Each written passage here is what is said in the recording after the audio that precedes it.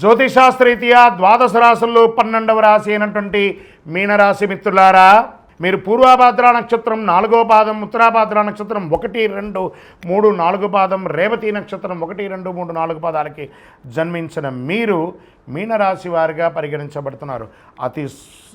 చాలా చిన్న సౌమ్యమైనటువంటి మనస్తత్వం కలిగిన మీనరాశి మిత్రులారా, 7.5 శని ఉచ్చ స్థితిలో ఉంది. మీలోకి వచ్చి కూర్చున్నాడు శని భగవానుడు. నెత్తి మీద కూర్చున్నాడు, నాలుక మీద కూర్చున్నాడు, పాదాల మీద కూర్చున్నాడు. జాగ్రత్త జాగ్రత్త జాగ్రత్త. అదృష్ట సంఖ్య 1 మరియు 3. చంద్రాష్టమం మే 10 నుండి 11, 12, 13వ తారీఖున తెల్లవారుజామున వరకు ఉంటుంది. జాగ్రత్త పడండి. 2.5 రోజులు చాలా జాగ్రత్తగా ఉండాలి. పరిహారం, నవగ్రహాలకి ప్రతిరోజు 19 ప్రదక్షిణాలు తప్పదండి. అంటే మాకు టైం లేదండి అంటే భగవంతుడికి కూడా టైం లేదండి, ఆయన కూడా చాలా బిజీ.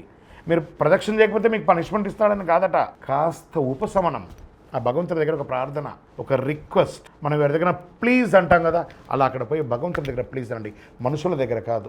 ఖచ్చితంగా మీనరాశి మిత్రులారా, మీ ఆరోగ్యం జాగ్రత్త, మీ నోరు అదుపులో ఉంచుకోండి.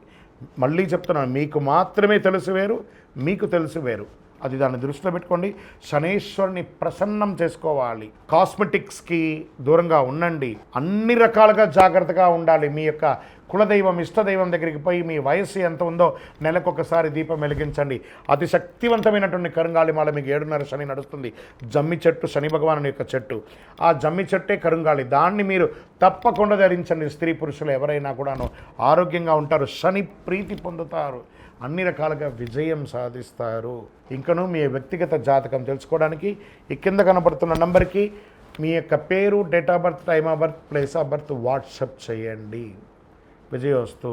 ద్వాదశ రాశుల్లో ఉన్నటువంటి మిత్రులారా, మీరందరూ కూడాను ఆయురారోగ్య, ఐశ్వర్య, భోగభాగ్యాలతో ఉండాలని అఖిలాండ కోటి బ్రహ్మాండ నాయకుడు శ్రీ ధర్మశాస్త్ర అయ్యప్ప స్వామి వారిని 18 అవతారాలుగా కొలువైనటువంటి స్వామివారు జీవలింగేశ్వర స్వామి సన్నిధానం జీవకోణ తిరుపతిలో ఉన్నటువంటి బ్రహ్మశ్రీ డాక్టర్ చంద్రమౌళి గురుస్వామి గారు నిర్మించిన దేవాలయంలో మీకోసం ప్రార్థన చేస్తాం.